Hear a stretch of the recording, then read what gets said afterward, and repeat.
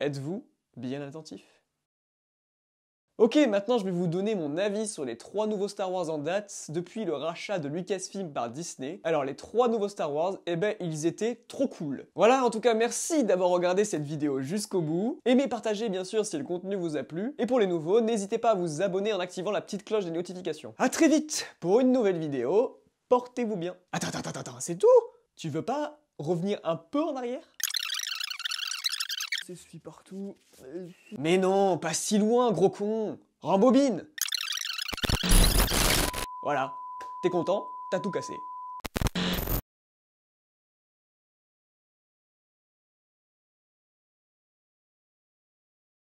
Star Wars. Cette saga qu'on ne présente plus. Initiée en 1975 par George Lucas. Personne n'y croyait, et pourtant.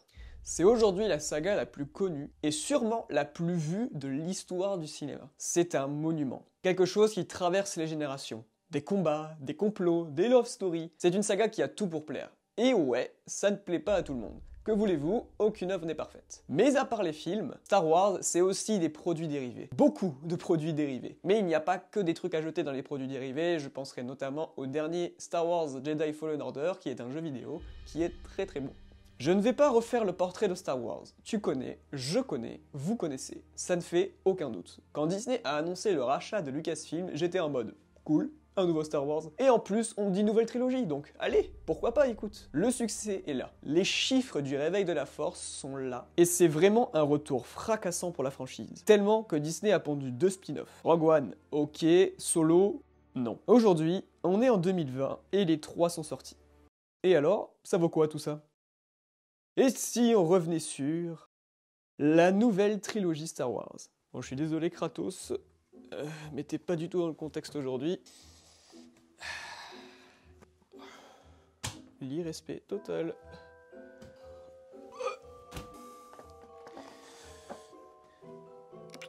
Ça va peut-être tomber, hein. Ah! C'est où déjà? Voilà! Là, je pense qu'on est dans l'ambiance.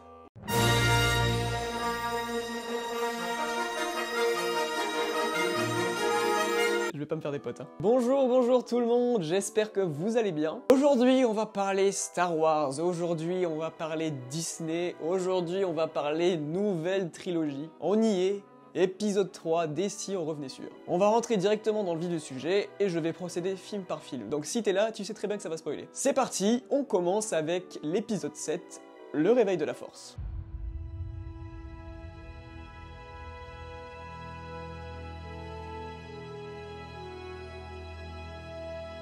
Ah, les frissons avant la séance! Réalisé par ce bon vieux J.J. Abrams.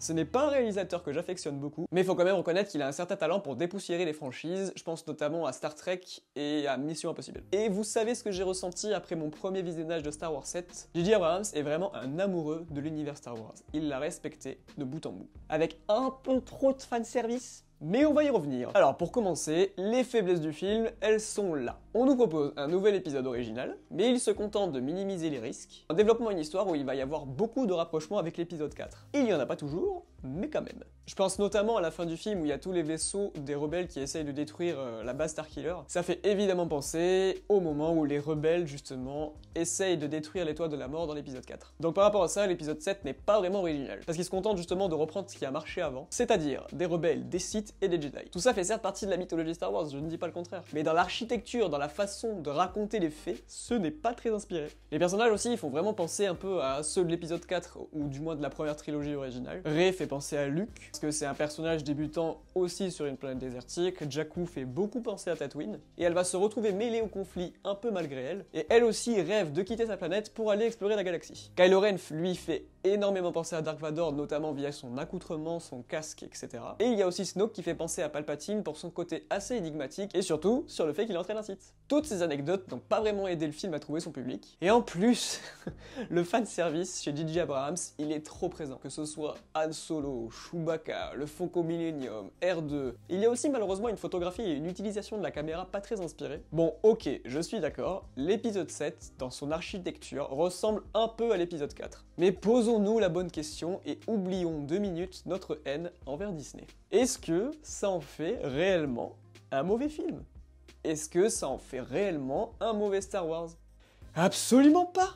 L'épisode 7 est exactement ce qu'il doit être. Un film cahier des charges par excellence, qui se doit de trouver un certain équilibre entre fanservice et originalité. Je pense vraiment qu'ils étaient obligés de proposer ce genre de contenu pour vraiment poser des bases solides et limiter la casse. Et puis de toute façon, il devait à la fois garder sa fanbase et reconquérir de nouveaux fans. Pour mon cas, Paris réussit haut la main. Il faut vraiment arrêter de se voiler la face. C'est un bon film, c'est un bon divertissement, c'est un bon Star Wars. Parce qu'encore une fois, c'est un film qui fait ce qu'on lui demande. Et c'est très bien comme ça. Une mise en scène simple et efficace, des personnages hauts en couleur, et une histoire qui reste pour le moins intéressante. Et puis, je crois que j'ai dit que le film ne prenait pas de risques. On peut reparler de ça.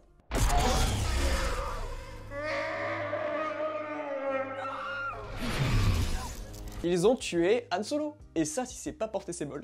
Peu importe ce que vous pensez de ça, c'est une action qui a marqué au fer rouge la saga. La quête des héros est vraiment super, on y croit, et je trouve que le nouveau casting arrive quand même à effacer les anciens personnages pour pouvoir trouver leur place. Et pour moi, c'est une bouffée d'air frais parce que ça me change du jeu d'Aiden Christensen en mode « C'est moi le méchant, ok ?»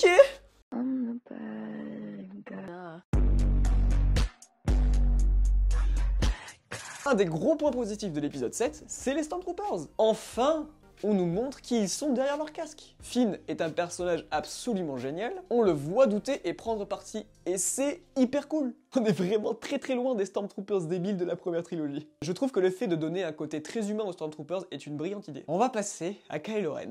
Sûrement le point qui a fait le plus parler. Et pourquoi? Je n'invente rien. Ah, il est pas charismatique, hein. Ouais, c'est un ado. En plus, il est moche et t'as vu son nez. Mais justement, c'est ça qui en fait sa force. Ça sort des clichés. Dans l'épisode 7, c'est un jeune qui en a encore beaucoup à apprendre. Qu'est-ce qu'on s'en fout qu'il soit beau? Et puis s'attaquer au physique d'un acteur pour juger un personnage, c'est totalement débile. Et je trouve justement que le fait que Adam Driver ait un visage si particulier, c'est ça justement qui est cool. C'est comme ça qu'on s'en souviendra. Après, je me souviens pas que quelqu'un ait dit que Kylo Ren était un grand seigneur Sith. Son adoration pour son grand-père est vraiment mise en scène d'une minutie. Il voue un culte à Dark Vador. Il veut absolument lui ressembler. Et c'est ça qui lui cause du tort. Et puis le fait qu'on ait poussé encore plus loin son côté tiraillé entre le bien et le mal, c'est excellent et ça donne tellement d'épaisseur au personnage. Et vraiment, je pense que personne ne s'attendait qu'il soit aussi jeune. Certains l'ont bien pris, d'autres non, et c'est normal, chacun ses goûts. Mais n'empêche, je trouve que vous ne pouvez pas nier le fait que Kylo Ren est un personnage complexe et important pour le film.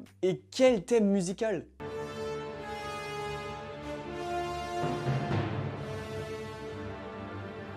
D'ailleurs, petite parenthèse musique, John Williams a fait encore un taf de folie sur les nouveaux thèmes. Je vous passe quelques extraits.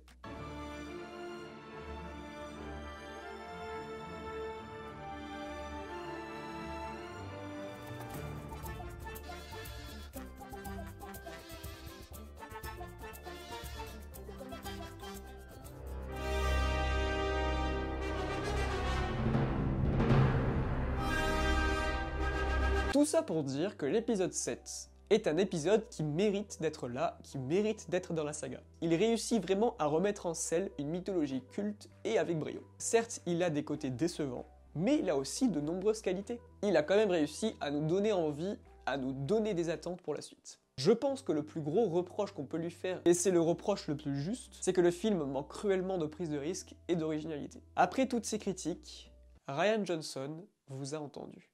Passons au dernier Jedi.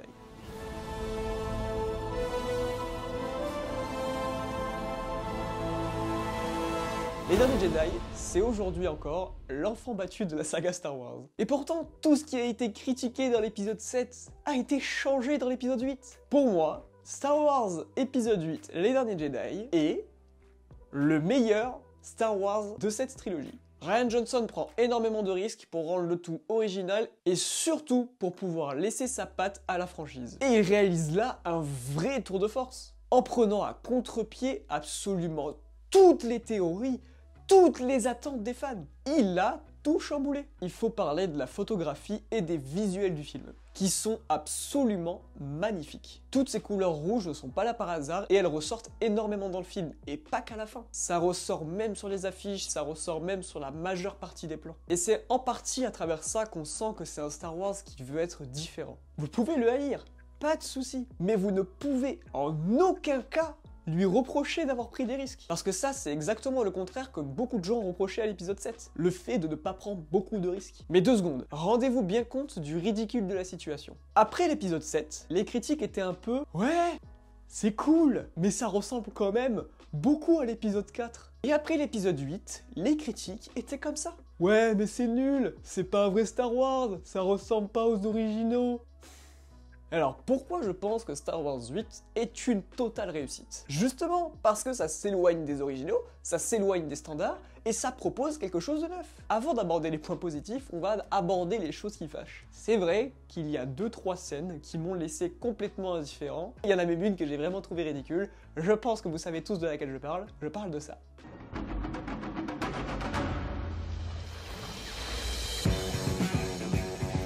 Et aussi, je trouve que toutes les scènes qui se passent à Canto Bight hors casino, j'ai pas trouvé ça très intéressant. Et pour le reste, personnellement, j'ai pris une grosse claque. Le développement des personnages est encore mieux que dans l'épisode 7. On reconnaît vraiment que Rian Johnson a un certain talent pour l'écriture des scénarios et l'écriture des personnages en général. Il nous donne encore plus de profondeur aux personnages principaux, et ce qui est très fort, c'est qu'il ne va pas délaisser les personnages secondaires. J'ai vraiment trouvé le film très brillant dans la globalité, mais je crois que ce qui m'a le plus plu, c'est le fait qu'il joue vraiment avec les attentes des spectateurs, et qu'il les prend totalement à contre-pied. Pour commencer, on va parler de Luke et de son sabre laser au début du film. Honnêtement, qui s'y attendait?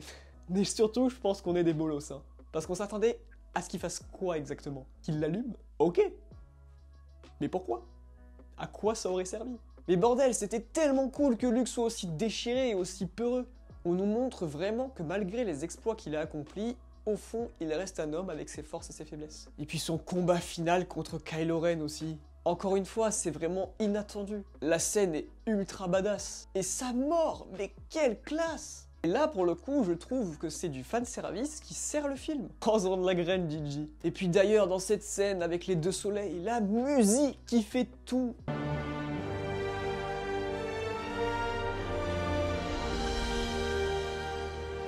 J'en ai eu des frissons. Ensuite, Kylo Ren, dans ce film, il est parfait. Pourquoi? Mais tout simplement parce qu'il se libère de son attachement à Dark Vador, en brisant ce putain de masque. Enfin! On nous montre un Kylo Ren encore plus tiraillé entre le bien et le mal. Il est à la fois Ben et à la fois Kylo Ren. En fait, on a presque affaire à un gros psychopathe qui est capable de changer de personnalité du jour au lendemain. Mais ouais, c'est ça, c'est ce qui en fait un personnage dangereux et imprévisible. Vous ne trouvez pas? Ok. Mais alors dites-moi, vous vous attendiez à ça? Personne ne s'y attendait. Et ça, si c'est pas avoir de l'audace, Snoke est mort. Oui, et on s'en fout qu'on sache qui c'est ou pas. Je sais pas, on ne savait pas d'où venait Qui-Gon ou Darth Maul, et pourtant ils sont morts dans l'épisode 1. On n'avait vraiment aucun background sur les deux, et pourtant ça n'a dérangé personne. Et c'est même pas les 2 seuls personnages de Star Wars qui ont un background pas expliqué. Et je pense que ça a dérangé autant de monde parce que c'est Disney qui a fait le film, et pas Lucas. Et sûrement parce que c'est Kylo Ren qui l'a tué. Mais sachez juste une chose, George Lucas a aimé les derniers Jedi. Du coup, de ce côté-là, c'est plus trop une excuse. Après, il y a aussi le développement de Rey qui est beaucoup plus intelligent que dans l'épisode 7. Elle fait parfaitement contraste avec Kylo Ren. Et on sent vraiment que la direction de Rian Johnson a plus aidé Daisy Ridley à trouver son personnage. Et à travers ça, le génie de Johnson frappe encore. Les origines de Rey. Mais on s'en fout! J'ai jamais vraiment compris en fait pourquoi ça a autant été une obsession de savoir qui c'est. Parce qu'encore une fois, dans la saga, on n'a pas forcément eu besoin d'origine story pour trouver un personnage cool.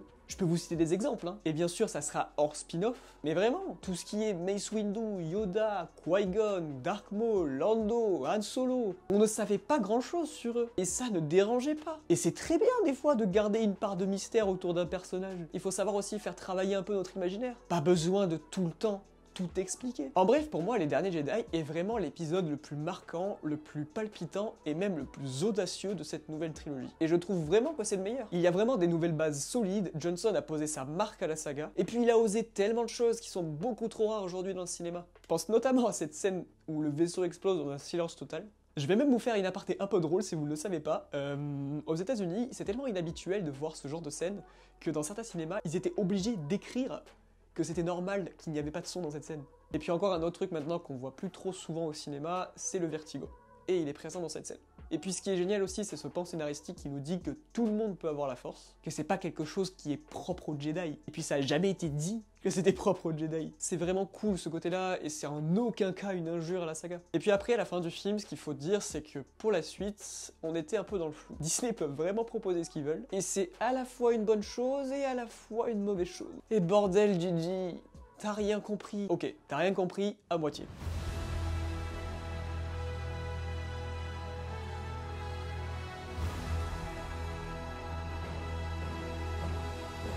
Star Wars épisode 9, l'ascension de Skywalker, est arrivé en décembre dernier dans nos salles obscures. Et bah c'était un gros kiff. Je vais être honnête, je suis peut-être un peu trop bon public quand on me parle de Star Wars, mais c'est vrai qu'aujourd'hui j'ai beaucoup aimé l'épisode 9. J'ai adoré la relation qu'a apporté J.J. Abrams entre Rey et Kylo Ren. Je trouve que ça fonctionnait vraiment beaucoup trop bien. Et je peux vous le dire maintenant, je me retiens de le dire depuis le début, depuis que je parle de l'épisode 7, je trouve que Kylo Ren est un des tout meilleurs personnages de Star Wars. Et je dis de toute la saga, pas seulement de la nouvelle trilogie. Et bien sûr que je le place derrière lui. Hello there. Et même derrière lui.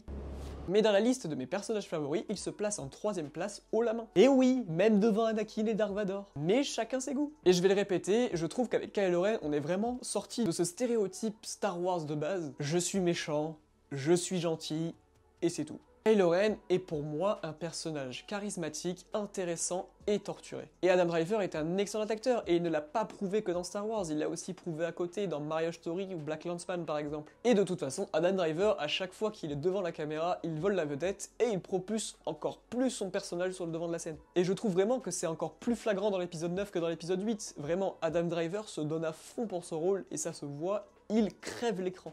Il surprend et dans le bon sens. Sa mort restera fatidique pour la saga, mais c'est vrai qu'elle est oubliée un peu trop vite à mon goût. J'ai passé vraiment un excellent moment devant Star Wars 9. Et c'est pas pour autant que je vais oublier ses défauts, ses incohérences et ses raccourcis scénaristiques. Il y a vraiment beaucoup de choses que j'ai trouvées ridicules, comme beaucoup de monde. Comme par exemple le fait de mettre des chevaux sur un croiseur, ou même le fanservice encore plus présent que dans l'épisode 7. Comme le retour de Palpatine, Lando, l'étoile de la mort. Et mine de rien, après, ça m'a pas dérangé plus que ça. Visuellement, J.J. Abrams a fait un effort par rapport à l'épisode 7. La séquence d'ouverture, malgré qu'elle soit très brouillonne, visuellement c'était assez impressionnant.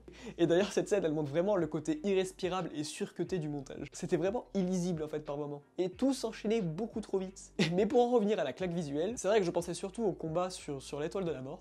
Avec toutes ces vagues, c'était vraiment impressionnant. Après, je vous avoue que je n'ai pas grand chose à dire d'autre sur l'épisode 9. C'est sûrement dû au fait en fait que j'ai pas encore pris assez de recul sur le film et qu'il est encore trop frais dans ma tête. Mais à l'heure actuelle, j'aime ce qu'il a proposé et la manière dont il a conclu la saga Skywalker.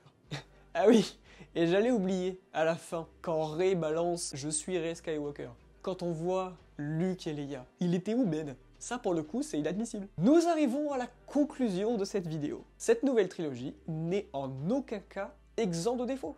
Mais ce n'est pas pour autant nul. Il faut arrêter de tout mettre sur le dos de Disney. Et c'est comme ça dans tous les films, chacun y trouvera son compte. Et puis personnellement, moi je trouve qu'il y a beaucoup plus de bons que de mauvais. Et je préfère largement ce qu'a proposé cette nouvelle trilogie à côté de ce qu'a proposé la prélogie par exemple. Justement, si la prélogie apportait un aspect politique très intéressant à Star Wars, cette nouvelle trilogie pour moi elle fait vraiment l'effort en fait d'accorder de l'importance aux rôles secondaires. Il nous montre vraiment l'envers du décor, que tout n'est pas forcément blanc, que tout n'est pas forcément noir, que tout le monde n'est pas foncièrement gentil ou foncièrement méchant. On s'intéresse aux mécanos comme Rose, et c'est vrai que j'en ai pas parlé, mais elle s'est fait injustement lyncher sur les réseaux sociaux. On s'intéresse aussi aux Stormtroopers comme Finn, mais aussi aux contrebandiers, aux vendeurs d'armes, et ça notamment on le voit vraiment beaucoup dans l'épisode 8. La nouvelle trilogie fait vraiment l'effort de mettre en avant tous ces oubliés à qui on n'accorde pas forcément d'importance, et pourtant, dans la majeure partie des cas, sans eux, rien de tout ça n'arriverait. Cette nouvelle trilogie a essayé de nous apporter plus de subtilité, certes pas très habilement parfois, mais tout de même je trouve qu'on se doit de mettre l'accent dessus. Et puis c'est vrai que j'en ai pas parlé, mais aussi ils ont fait l'effort de nous parler des subtilités de la Force qui nous étaient inconnues jusque-là.